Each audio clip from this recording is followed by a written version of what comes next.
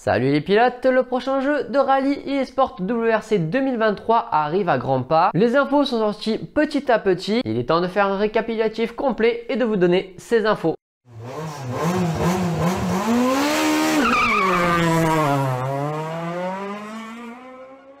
Et par avance, je m'excuse, je suis un petit peu malade et malheureusement je parle du nez. Pour ceux qui ne savent pas, l'ancien WRC Generation, était développé par Kiloton Games, un éditeur français. Codemaster, père des Dirt et Dirt Rally, a repris la licence auprès de la FIA en 2020.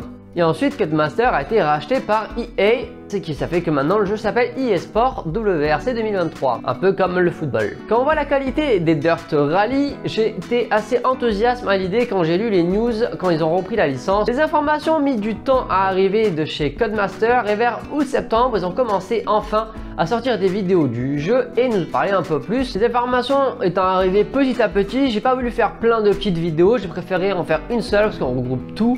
Et comme ça, on se prend pas la tête à faire plusieurs vidéos sur le sujet, il y a toutes les infos dans cette vidéo. Et je me dois de commencer direct par une mauvaise nouvelle. Enfin, mauvaise pour un certain nombre d'entre vous puisque le jeu ne sortira pas sur PS4 et Xbox One. Il sera exclusivement dédié à la nouvelle génération de consoles, Xbox Series S ou X ou alors la PS5. Parlons du contenu de ce WRC, c'est pratiquement ce que nous connaissons le plus. Le gameplay, malheureusement, je ne suis pas partenaire eSport, donc je ne pourrai pas vous montrer des vidéos du jeu en train de l'essayer moi-même, vous parler du gameplay. Peut-être un jour ça sera le cas, mais pour cela, peut-être que vous pouvez m'aider. Abonnez-vous à ma chaîne YouTube, ça m'aidera peut-être à les convaincre de m'envoyer un exemplaire du jeu afin de vous le montrer. Moins de 80 voitures sont présentes dans le jeu. Même si depuis quelques temps les WRC nous ont habitués à avoir pas mal de voitures, c'est quelque chose d'assez rare d'avoir autant de véhicules. Les joueurs de Dirt Rally ne seront pas surpris de revoir certains modèles qui étaient déjà présents évidemment dans les opus faits par Codemaster, tels que la C4, l'Austin Metro, la 306 Maxi, l'Opel Adam, le Groupe B et bien d'autres encore. Mais des nouvelles voitures font leur apparition. La Twingo R2, 4 Super 600 seront présents, tout comme des S2000, des WRC des années 97 à 2011 ainsi que des WRC de 2017, mais également dans la catégorie F2, la catégorie de la 306 Maxi, bien moins connue la Ford Escort Maxi ou encore la Vauxhall Astra qui est l'équivalent de l'Opel Astra anglaise, mais il y a également la rivale de la Peugeot, la Mégane Maxi. Il y a également la 309 GTI, une voiture assez rare dans les jeux vidéo.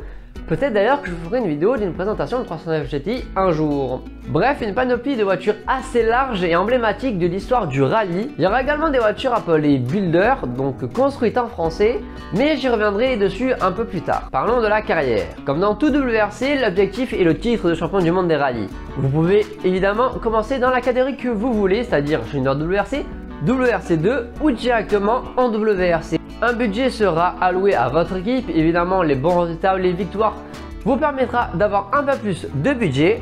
Évidemment tout cet argent permettra à votre équipe de se développer, avoir des meilleurs ingénieurs, des meilleurs kinés, des meilleurs réglages sur la voiture, des meilleures pièces, etc. etc. Mais également vous pouvez construire votre propre voiture et c'est la grosse nouveauté de ce mode carrière, j'ai envie de dire.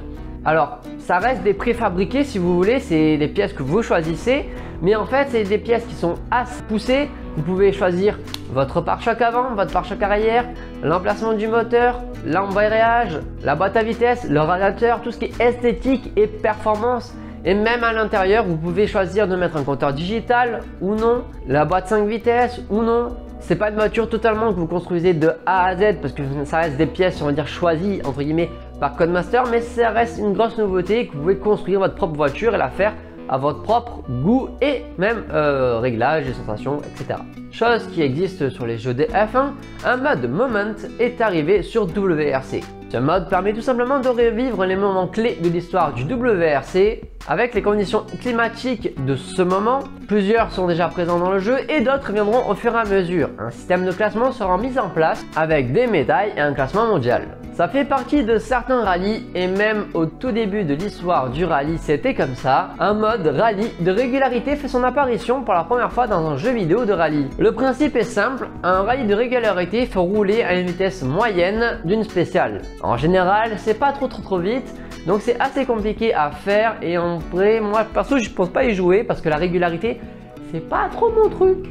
Mais ça peut aider à certaines personnes à apprendre la spéciale et à la connaître en roulant en faible allure comme s'ils prenaient des notes. Un mode école de rallye est présent. ce qui est plutôt bien, qui existe déjà dans certains autres WRC. Ça permet d'apprendre les bases du rallye ou pour s'améliorer ceux qui ont déjà un certain niveau. Ensuite, nous retrouvons quelques modes classiques tels que le mode championnat, le mode jeu rapide pour prendre une spéciale et une route très facilement pour jouer et s'amuser. Les multijoueurs avec des événements personnalisés, jusqu'à 32 personnes peuvent concourir ensemble. C'est énorme et ça peut faire des bonnes bagarres. C'est un petit rallye, 30 personnes. Vous pouvez également jouer sur PC et PS5 avec vos amis, en espérant qu'il n'y a pas de problème de plateforme comme on a eu ces autres jeux sous Peloton. Le mode club, quelque chose qui était présent à Dirt Rally, c'est-à-dire que vous pouvez créer une compétition et inviter des personnes qui ont une semaine pour faire cette compétition et ensuite qui ont un classement. C'est pas un multijoueur direct, mais ça permet de créer un championnat et à toute personne de participer quand elles peuvent. Et évidemment en mode contre la montre. Il y a également de l'e-sport présent depuis quelques temps sur WRC et ils vont continuer. On verra sous quelle forme ils le font et bien sûr j'essaierai d'y participer. Parlons un peu plus du contenu des spéciales maintenant. Il y a plus de 200 spéciales dans le jeu, 204 pour être précis exactement. Et attention, les chiffres sont quand même assez énormes. Il y a 2473 km de spéciales dans le jeu. C'est énorme. La spéciale la plus longue sera Arauco, une spéciale de 34 km 79 au Chili. La spéciale la plus courte sera évidemment une super spéciale en Suède, près de 3 km 39 il me semble. Le rallye le plus long sera le rallye du Chili avec 182 km de spéciale. Et le rallye le plus court sera le rallye d'Estonie et d'Océanie avec 115 km. Je vais vous expliquer après ce que c'est ce rallye d'Océanie. 8 surfaces sont disponibles, évidemment l'asphalte, la terre, la neige, mais aussi le sable, les pavés, le béton et la glace que j'oublie. Évidemment, vous avez tous les rallyes du calendrier 2023 de la saison de WRC, sauf un rallye qui est d'ailleurs la prochaine vidéo, le rallye d'Europe centrale.